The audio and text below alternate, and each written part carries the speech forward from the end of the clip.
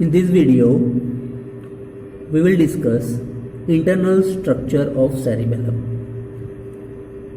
On the outside, cerebellum is made up of a thin layer of grey matter which is known as cerebellar cortex. It is having a central core of white matter, and embedded within white matter are masses of grey matter which are known as intracerebellar nuclei. Cerebellar cortex is folded in such a way that on surface it presents a series of transverse fissures. So these black lining are the fissures. Intervening between the fissures are narrow leaf-like bands. This brownish color are the leaf-like bands which are known as folia. So here are the fissures and all these are the folia. So if we pick one folium, it is made up of outer core of grey matter and central core of white matter. The central core of white matter is arranged like a branching of a tree. Here is a stem of tree and these are the branching. So that's why it is known as arbor vitae cerebelli, meaning the tree of life. Cerebellar cortex is made up of three layers: molecular layer, Purkinje cell layer, and granular layer. This layer we have already learned during histology. This is just a sort of a revision of it. Molecular layer contains two types of cells: stellate cells which lie in superficial portion, and basket cells which lie in deep portions. The axons of both the stellate and basket cells will synapse with the dendrites of Purkinje cells, and dendrites of both basket and stellate cells will synapse with the axons of Golgi cells. Axons of granule cells. The Purkinje cell layer consists of a single row of flask-shaped cells known as Purkinje cells. Dendrites arise from the neck of the Purkinje cells and pass towards the molecular layer. In the molecular layer, they undergo profuse branching and form a dendritic tree.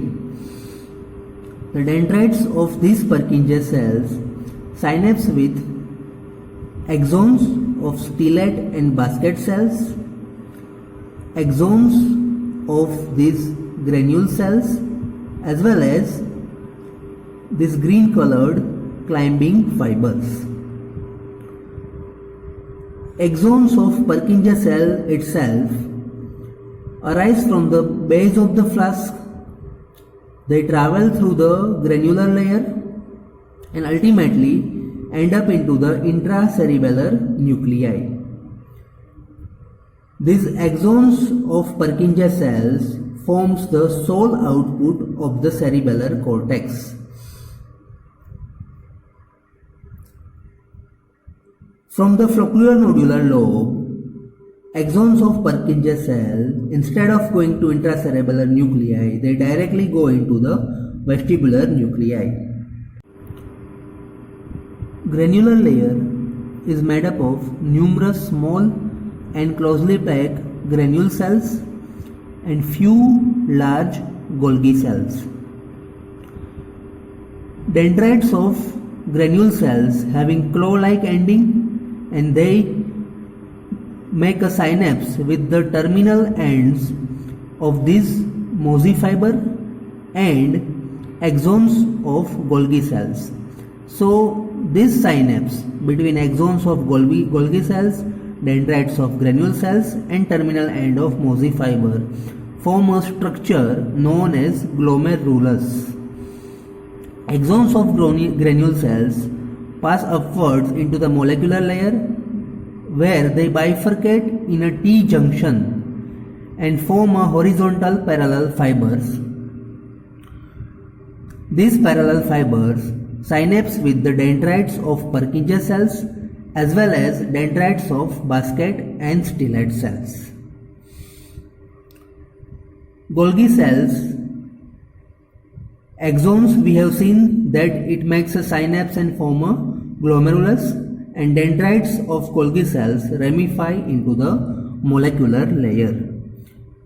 So, this cerebellar cortex basically have 5 types of intrinsic neurons: stellate cells, basket cells, Purkinje cells, granule cells, and Golgi cells. Out of all the intrinsic neurons, only the granule cells are excitatory, remaining all the neurons are inhibitory. Intracerebellar nuclei are the masses of grey matter embedded within the white core of cerebellum. There are 4 nuclei from lateral to medial on each side. From lateral to medial, these are dentate nucleus, emboliform nucleus, globose nucleus, and fastigial nucleus. The dentate nucleus is located lateralmost position. It is shaped like a crumpled bag with hilum facing anteromedially. The interior of this nucleus is filled with white matter. This dentate nucleus is the nucleus of neocerebellum.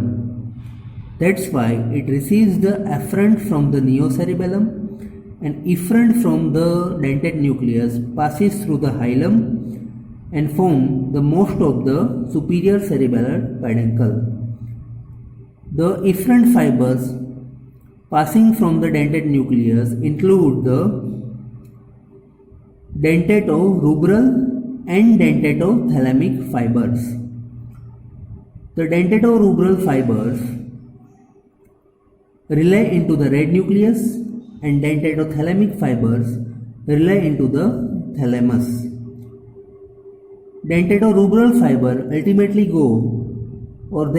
project into the spinal cord, and dentatothalamic fibers will ultimately project into the cerebral cortex. Emboliform nucleus is oval in shape, located medial to the dentate nucleus.